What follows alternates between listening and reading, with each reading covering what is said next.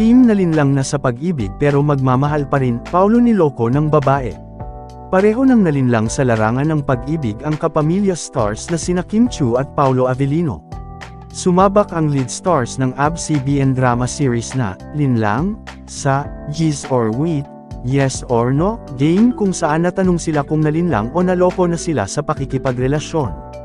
Humarap sa ilang members ng entertainment media sina Kim at Pao kahapon via Zoom sa naganap na presscon para sa teleserye version ng Linlang. Tinamaan kasi ng COVID-19 ang magkatandem sa naturang hit series na unang napanood sa Prime Video last year kaya hindi sila nakapunta sa face-to-face presscon. Yes, ang sagot ni Kim sa question kung nalinlang na siya sa pag-ibig. Paliwanag niya, lahat naman tayo, naloko sa pag-ibig. Kasi wala nagmahal ka syempre masushoot ka talaga sa mundo ng kalokohan. Pero that's part of life, part of growth. So embrace the pain, and learn something from that experience and then you are good to go. Say ng kapamilya actress at TV host. Inamin din ni Paulo na naloko na rin siya ng babae, nangyari sa akin a long time ago. I was young, she was young. And marami naman akong natutunan doon and thankful naman ako na nangyari sa akin and I had to experience it. Sumunod namang tanong kay Kim, after all that you've been through in life, would you still be ready to fall in love again?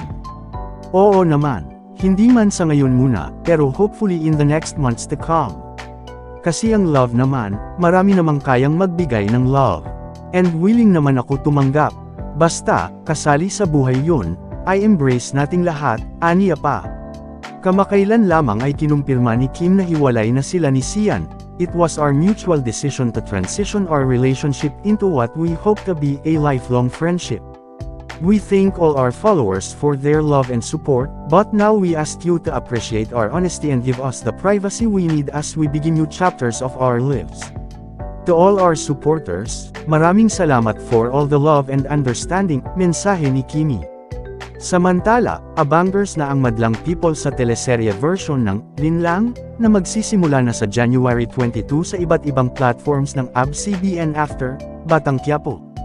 Ayon sa director ng serye na si FM Reyes, when we presented the original script to Prime, we were asked for an hour per episode with a total of 14 episodes. So, you can imagine roughly 60% of the original story hindi pa napapanood. While they say it's successful in Prime, yung structure niya kasi is for 1 hour lang kaya hindi nila tinigilan.